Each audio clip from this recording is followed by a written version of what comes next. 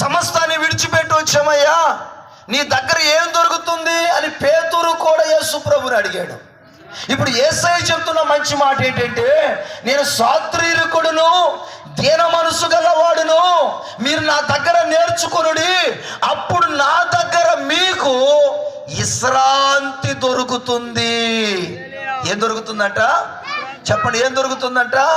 ఈరోజు ఒక మనిషికి లేనిది ఏందో తెలుసా? విశ్రాంతి. చెప్పండి, విశ్రాంతి అనండి. అందరు చెప్పండి. డబ్బు ఉంది, విశ్రాంతి లేదు. ఇల్లు వాకిలు ఉంది, విశ్రాంతి లేదు. పలుకుబడి ఉంది, విశ్రాంతి లేదు. పిల్లలు ఉన్నారు, అయినా విశ్రాంతి లేదు. భార్య ఉంది, భర్త ఉన్నాడు, అయినా విశ్రాంతి లేదు. పిల్లరా, ఈరోజు ఈ లోకంలో ఒక కుటుంబానికి కరువైనది ఏందో తెలుసా? ఒక వ్యక్తి అనుభవించలేనిది ఏందో తెలుసా? విశ్రాంతి. ఈరోజు కుటుంబంలో కన్నీళ్ళు ఉన్నాయి, ఈరోజు కుటుంబంలో శోధనలు ఉన్నాయి, ఈరోజు కుటుంబంలో కక్షలు, కోదాలు, అసూయలు ఉన్నాయి. ఈరోజు కుటుంబంలో అర్థమవుతున్నప్పుడు సమాధానం లేదు, ఐక్యత లేదు. ఈరోజు ఒక కుటుంబంలో లేనిది ఏంటో తెలుసా?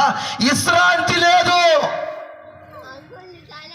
అయితే యేసయ్య చెప్తున్న ఒక మంచి మాట ఏంటి తెలుసా? నా దగ్గర మీకు విశ్రాంతి దొరుకుతుంది. స్తోత్రం చెప్పండి గట్టిగా, చప్పట్లు కూడా చెప్పండి గట్టిగా. హల్లెలూయా, హల్లెలూయా. యెహోషువ గ్రంథం కొడితే మంచి మాట ఉంది. యెహోషువ 1వ అధ్యాయం 13వ వాక్యం కూడా తీసిన వాళ్ళు చదివేయండి. ఈ రాత్రి ఈ మొదటి కూడిక ద్వారా యేసయ్య మనతో మాట్లాడుతున్న మాట ఏంటి తెలుసా? నీకు, నీ కుటుంబానికి ఈ కూడిక ద్వారా విశ్రాంతి దొరుకునుగాక. చెప్పండి, విశ్రాంతి దొరుకునుగాక, విశ్రాంతి దొరుకునుగాక. యెహోషువ గ్రంథం 1వ అధ్యాయం 13వ వాక్యం చదవండి. యెహోషువ సేవకుడైన మోషే జ్ఞాపకము చేసుకొనుడి. ఎట్లనగా, మీ దేవుడైన, జాగ్రత్తగానండి, మీ దేవుడైన యెహోవా మీకు విశ్రాంతి కలుగు చేయుచున్నాడు. ఎప్పుడు? రేపు కాదు, వచ్చే సంవత్సరం కాదు, వచ్చే మాసంలో కాదు. ఈ మొదటి కూడిక ద్వారా యేసయ్య దగ్గర మీకు దొరికే ఒక ఆశీర్వాదం ఏంటో తెలుసా? మీకు విశ్రాంతి దొరుకుతుంది. స్తోత్రం చెప్పండి గట్టిగా. హల్లెలూయా, హల్లెలూయా. అందుకని యేసయ్య చెప్పిన ఒక మంచి మాట, మీకు విశ్రాంతి దొరుకుతుంది.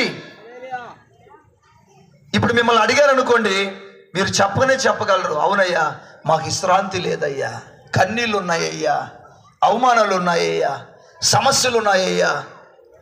అర్థమవుతుందా? కుటుంబంలో సంతోషం లేదయ్యా, విశ్రాంతిని కోల్పోయానయ్యా. పిల్లరా, ఒక మాట చెప్పనా? విశ్రాంతి అనేది భూలోకంలో ఎక్కడ దొరకదు. విశ్రాంతి అనేది డబ్బు పెట్టి కొనలేవు. విశ్రాంతి అనేది ఎక్కడ దొరకదు. నువ్వు ఎంత డబ్బు తీసుకెళ్ళినా, నువ్వు ఎన్ని చోట్ల తిరిగినా, ఎక్కడెక్కడో నువ్వు పాకులాడినా, ఎక్కడికో నువ్వు వెళ్ళినా, ఎంతో ఖర్చు పెట్టినా అన్నీ దొరుకుతాయి, కానీ విశ్రాంతి దొరకదు. భూలోకంలో నువ్వు అన్నీ కొనగలవు, విశ్రాంతిని కొనలేవు. భూలోకంలో నీకు అన్నీ దొరుకుతాయి, విశ్రాంతి దొరకదు. అయితే విశ్రాంతి ఎక్కడ దొరుకుతుందో తెలుసా? భూమి ఆకాశములను సృష్టించిన సర్వాధికారి అయిన యేసయ్య దగ్గర మాత్రమే నీకు విశ్రాంతి దొరుకుతుంది. చప్పట్లు కొట్టండి గట్టిగా. హల్లెలూయా, హల్లెలూయా, హల్లెలూయా. యేసయ్య దగ్గర మాత్రమే నీకు విశ్రాంతి దొరుకుతుంది. యేసయ్య మందిరంలో మాత్రమే నీకు విశ్రాంతి దొరుకుతుంది. ప్రార్థనలో మాత్రమే విశ్రాంతి దొరుకుతుంది. సంఘములో మాత్రమే విశ్రాంతి దొరుకుతుంది. అందుకని యేసయ్య అంటాడు, నేను మీకు విశ్రాంతిని కలుగు చేస్తాను. కన్నీళ్లతో వచ్చిన అన్నయ్య, దుఃఖంతో కూర్చున్న అక్క చెల్లి, ఈ సభల ద్వారా దేవుడు నీతో మాట్లాడుతున్నాడు. డబ్బులు ఎక్కువ పెట్టిన కూడికలు కాదు ఇవి, పని లేక బాట లేక ఏర్పాటు చేసిన కూడికలు కాదు. ఒక విషయం మీకు చెప్పనా? ప్రతి జూలై మాసంలో గూడూరులో ఈ విధంగా సభలు జరుగుతాయి. ఇదే విధంగా గూడూరులో. అయితే ఈ సంవత్సరం జూలైలో గూడూరులో జరగాల్సిన మీటింగ్ హాల్ని దేవుడు ఈ నెల్లూరు బోడుగోరు తోటకు తీసుకొచ్చాడు.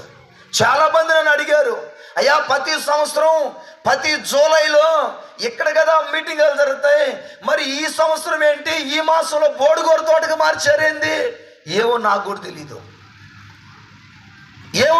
తెలీదు. ప్రభు చెప్పాడు, ఈ సభలని బోడుగోరు తోటలో ఏర్పాటు చేయమన్నాడు, ఈ మీటింగ్ హాల్ని అక్కడ ఏర్పాటు చేయమన్నాడు. ఎందుకో నాకు తెలీదు. ఇప్పుడు నాకు అర్థమైంది ఈ వాక్యము ద్వారా, విశ్రాంతి లేని మీకు విశ్రాంతిని ఇవ్వడానికే దేవుడు ఈ మీటింగ్ హాల్ను ఏర్పాటు చేశాడు. చప్పట్లు కొట్టండి గట్టిగా. హల్లెలూయా, హల్లెలూయా. దేవుడు నమ్మదగిన వాడు, దేవుడు సజీవుడు, దేవుడు సర్వాధికారి. ఆయన దగ్గరకు వచ్చిన ప్రతి ఒక్కరికి దేవుడు ఇచ్చేది ఏందో తెలుసా? విశ్రాంతి. ఈ విశ్రాంతి అనేది భూలోకంలో ఎక్కడ నువ్వు కొనలేవు, భూలోకంలో ఎక్కడ నువ్వు తీసుకోలేవు.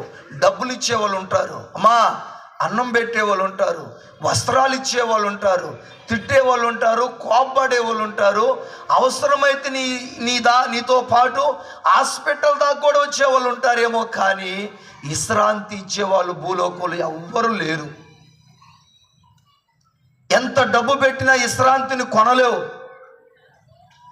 ఎక్కడికి పరిగెత్తినా విశ్రాంతిని సంపాదించుకోలేవు.